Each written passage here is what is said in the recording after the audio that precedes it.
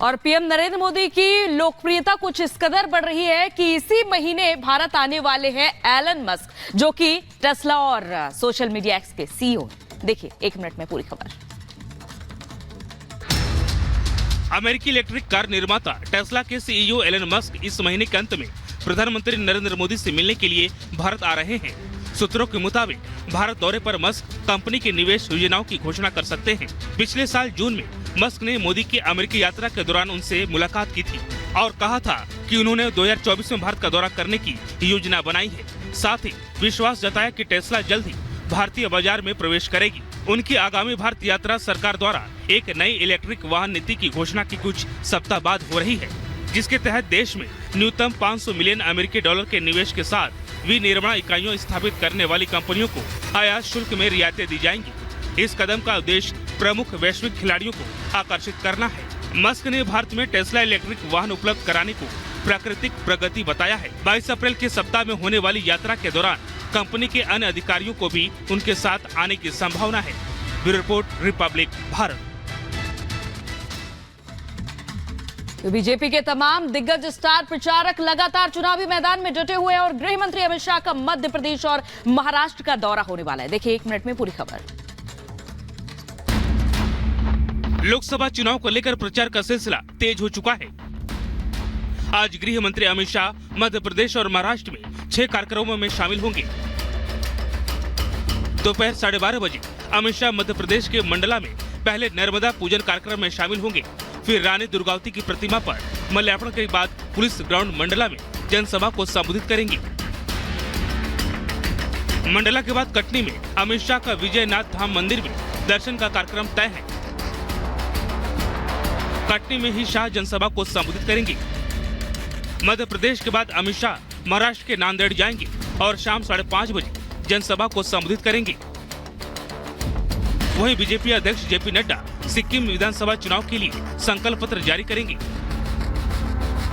और फिर अंडमान निकोबार में जनसभा को संबोधित करेंगे।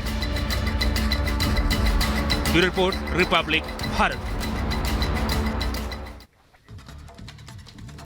और साथ ही साथ ये देखा जा रहा है कि विपक्ष की ओर से भी चुनाव प्रचार में कोई कमी नहीं छोड़ी जा रही है। राहुल गांधी अब राजस्थान की चुनावी जनसभाओं में नजर आएंगे, जहां वो 2 जनसभाएं आज करने वाले हैं। देखिए 1 मिनट में पूरी खबर। चुनावी रण के बीच कांग्रेस पार्टी भी प्रचार को तेजी देने में जुटी हुई है। पार्टी के दिग्गज नेता सभा को संबोधित कर पार्टी का समर्थन मजबूत करने में जुटे हुए हैं। इसी बीच राहुल गांधी की राजस्थान के रण में एंट्री होने जा रही है। राहुल आज राजस्थान में 2 रैलियों को संबोधित करेंगे। कांग्रेस उम्मीदवारों के समर्थन में राहुल सभा करेंगे। तय कार्यक्रम के मुताबिक सुबह 11 बजे अनूपगढ़ में राहुल गांधी की पहली सभा होगी। इसके बाद दोपहर 3 बजे फलौदी में दूसरी सभा को संबोधित करेंगे। राजस्थान से पहले राहुल ने मध्य प्रदेश में कांग्रेस का प्रचार किया, जहां हेलीकॉप्टर में तेल खत्म होने की वजह से राहुल को शहडोल में ही रात बितानी पड़ी थी, जिस पर बीजेपी नेताओं ने राहुल पर तंज किया था। राजस्थान में कांग्रेस ने विधानसभा चुनाव में सत्ता गंवा दी और अब कांग्रेस लोकसभा चुनाव में जीत की जुगत में है। तो वहीं बीजेपी का लक्ष्य राजस्थान को कांग्रेस मुक्त बनाने का है। Bureau report, Republic Bharat. और अब आम आदमी पार्टी के मंत्री राजकुमार आनंद के इस्तीफे को लेकर लगातार बीजेपी और आम आदमी पार्टी में घमासान मचा हुआ है। लगातार आरोप का दौर जारी है। तो एक तरफ जहां ये आम आदमी पार्टी का कहना है कि जेल जाने के डर से राजकुमार ने इस्तीफा दिया है, तो दूसरी तरफ बीजेपी ये सवाल अभी भी उठा रही है कि केजरीवाल इस्तीफा कब देंगे। आपको बताते चले कि राजकुमार आनंद जो कि आम आदमी पार्टी में मंत्री थे, उन्होंने इस्तीफा कल दे दिया है और ये भी उन्होंने कहा कि भ्रष्टाचार के मायाजाल में आम आदमी पार्टी फंस चुकी है। और उनके इस्तीफे पर अब आम आदमी पार्टी का खुद ये कहना है कि जेल जाने से राजकुमार डर गए और शायद इसी वजह से उन्होंने ये कदम उठाया। तो बीजेपी दूसरी तरफ केजरीवाल के इस्तीफे की मांग पर लगातार अड़ी हुई है। 3 तस्वीरें आपके सामने, एक के बाद एक सीएम केजरीवाल को झटका लग रहा है और दूसरी तरफ बीजेपी का लगातार हल्ला बोल इस बात पर जारी है कि आखिर सीएम केजरीवाल इस्तीफा कब देंगे। तो वहीं राजकुमार आनंद ने भी अब आम आदमी पार्टी का साथ छोड़ दिया है।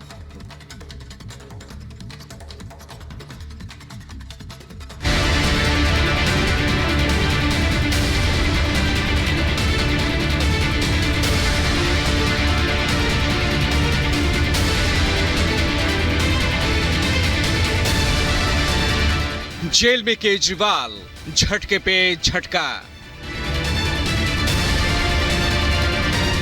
भ्रष्टाचार पर रार, आप में बड़ी दरार।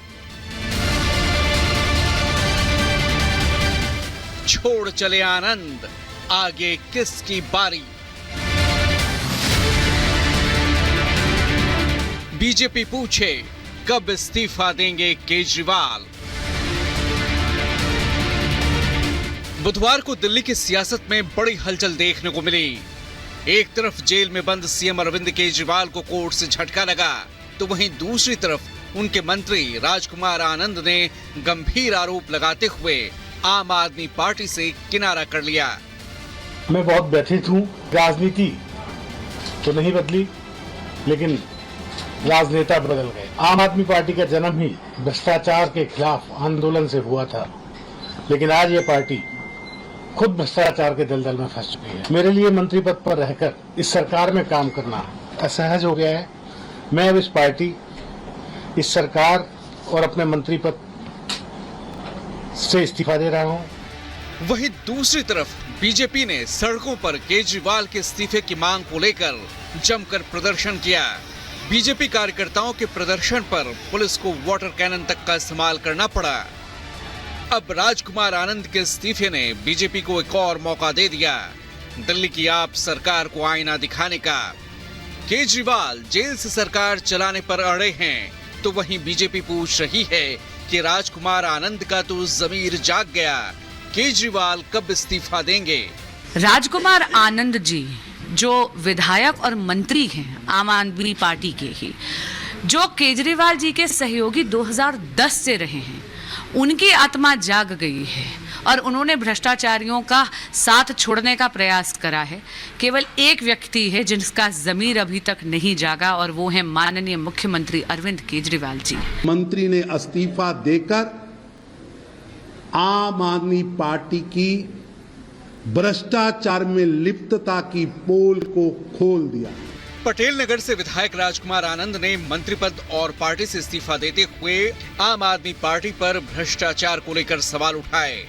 राजकुमार आनंद ने कहा कि भ्रष्टाचार को लेकर पार्टी की जो नीति है उससे वो सहमत नहीं। बीते साल नवंबर में जब ईडी ने सीएम केजरीवाल को शराब घोटाले में पूछताछ के लिए बुलाया था, तो इससे ठीक पहले ईडी ने मंत्री राजकुमार आनंद के निवास पर छापेमारी की थी। ईडी की टीम ने राजकुमार आनंद के सिविल लाइंस स्थित आधिकारिक आवास समेत 9 जगहों पर छानबीन की थी। करीब 23 घंटे तक ईडी की टीम ने रेड किया था। अब राजकुमार आनंद के इस्तीफे को आम आदमी पार्टी ने जांच एजेंसियों के दबाव से जोड़ा है। Bharatiya Janata party ED CBI का इस्तेमाल करो, विधायकों मंत्रियों को तोड़ो और अपनी पार्टी में शामिल करो। ईडी का मकसद है अरविंद केजरीवाल को किसी भी तरीके से गिरफ्तार किया जाए, उनके पीछे से उनके विधायकों को, उनके लोगों को तोड़ा जाए, पार्टी को खत्म किया जाए और 2 सरकारें दिल्ली और पंजाब की गिराई जाए। दिल्ली शराब घोटाला मामला सीएम केजरीवाल और आम आदमी पार्टी के लिए मुसीबत का सबब बन चुका है। अब आपसे